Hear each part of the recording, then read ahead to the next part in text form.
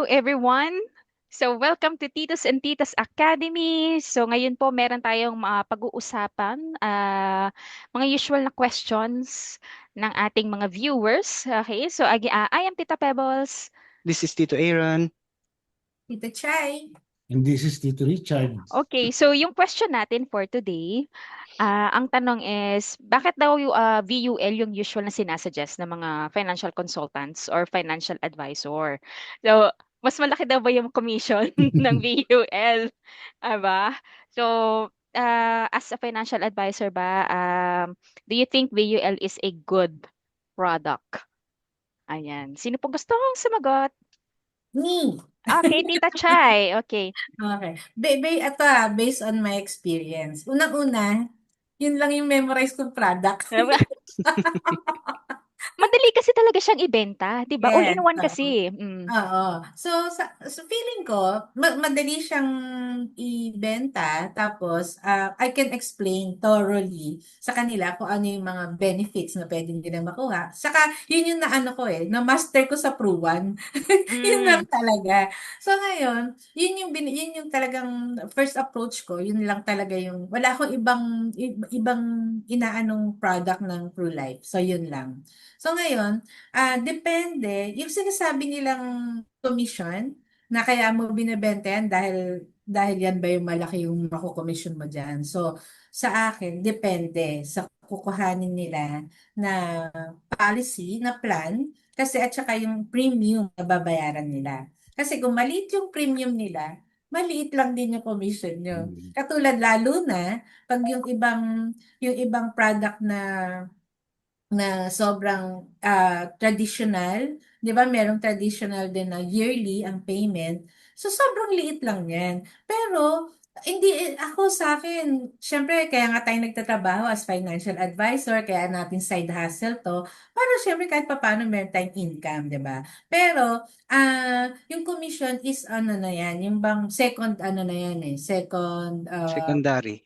secondary na yan. Ang ako, nahahappy ako kasi pagka parang iba yung feeling na nakapag-insure ka ng isang tao. Yun yung sa Mhm. akin. Lalo na especially yung mga kamag-anak mo, yung mga close friends mo, parang talaga yung congratulations ko sa kanila, ibang klase. Parang ako yung natutuwa. Kahit ako, wala akong insurance na gano'n, yung ganyan-ganyan, di ba? So, natutuwa ako para sa kanila na nakapag-insure ako ng life nila, na may security sila in the future, ganyan. So, hindi yan sa commission bine-base. So, Mhm. kung malaki ang kinuhang premium, mas malaki yung commission mo.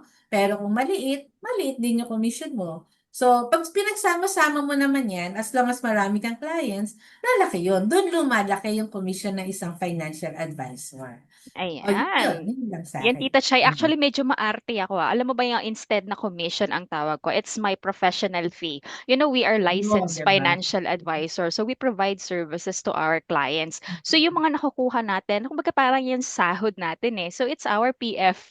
'Di ba? So, Correct, parang correct. usual lang ng mga nagtatrabaho sa opisina, 'di ba? So, nagtatrabaho kayo isang buwan, meron kayong sweldo. So, ganyan din sa atin because we provide services din sa clients. Ganyan. Because sa iba Lifetime. kasi, parang syempre, parang may hindi maganda yung connotation na commission, parang pinirahan mo lang yung client. 'Di ba? Oo. Parang ganyan kasi eh. Kinomisyonan, I ano? just, I just want to remind everyone that we are licensed professionals. So, ayan po. That's Mm. our, yeah, of course, every product that we offer, yan, may kaakibat niya na commission. That's our professional fee Ah, when we provide services to our clients. mm. Ako Mhm. Ayan. naman, sinishare ko yung VUL o yun yung binebenta ko. Actually, most ng aking binenta or ibinigay or in-advise na insurance is VUL. Bakit? Una, eto na-experience ko na ngayon yung pangalawang binentahan ko ng VUL is yung kapatid ko. So, tuloy-tuloy siya nakapagbayad, ano. Tapos merong time na hindi na siya nakapagbayad. Good thing, tumagal yung kanyang ano, kumbaga tuloy-tuloy siya nagbayad. So may naipon na fan value. Tapos ngayong hindi siya nakapagbayad, yun yung sumasalo para mabuhay pa yung VUL niya, Policy. yung plan niya. So hindi naman kasi lahat talaga kayang ituloy-tuloy. Merong times kasi na mawawalan ka ng trabaho, mawawalan ka ng income. So yun yung isang silbi. Kaya gustong-gusto kong ibenta or i-advise yung VUL. Tapos meron pa akong isang narinig, trader naman siya. Magaling na trader to ah.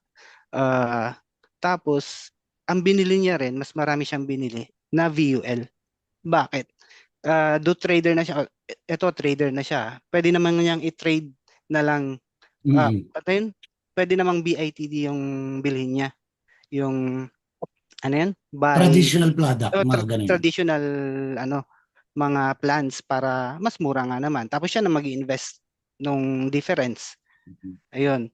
Pero siya VUL pa rin. Ang dahilan ayaw na niyang ma-stress doon sa sa Mm. kanyang policy. Gusto niya i-make sure niya na mabubuhay 'yon hangga't buhay din siya. Ayun. Ganun siya. Kaya VUL yung ano.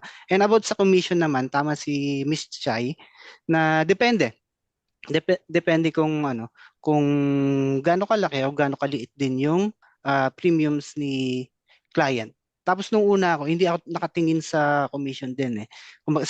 Totoong secondary na lang siya kasi tawag dito, yung makukuha kasi ni client is mas malaki dun sa commission kung tutuusin.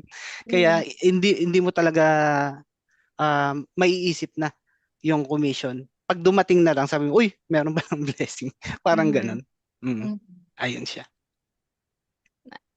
Tito Richard, may dagdag ka ba? Yeah, oo. So, maganda nga yung Nag-push. question na yan kasi yan ang laging yan sinasabi. Pero para sa akin why? Ito yung why kasi para sa akin, ang BUL talaga ang pinaka the best na product. Wala na po siguro para sa akin na mas gaganda pa dyan. You know why? Kasi dapat kasi ang tao, meron kasi siya dapat, bago siya dumating ng 60s niya o mag-retire siya, dapat meron siya multiple policy. Okay? So, hindi lang dapat isa. So, what do I mean by multiple? Marami kasi tayong needs. Now, dapat ang unang-una mong policy kapag ka nag-start ka na mag-work is BUL. Okay. Go. So for me naman, it's actually really easier to sell and mas mura talaga siya. Why? Sabi nga ni Tito Richard, ang isang individual kailangan talaga meron tayong mga multiple policies. So sa VUL, since it's all in one, so meron na siyang death benefit, meron din siya mga critical illnesses na benefit din. Meron ka pa pwede mga i-add-ons. Kasi Riders. kung individual mo kasing kukunin yan, mas malaki yung babayaran mo. Kapag VUL, mas cheaper. So kung yun yung afford mo ngayon, then tama nga si Tito Richard, kung yun yung ikaw yung nag-i-start magtrabaho, di yun mo na yung kuhanin mo.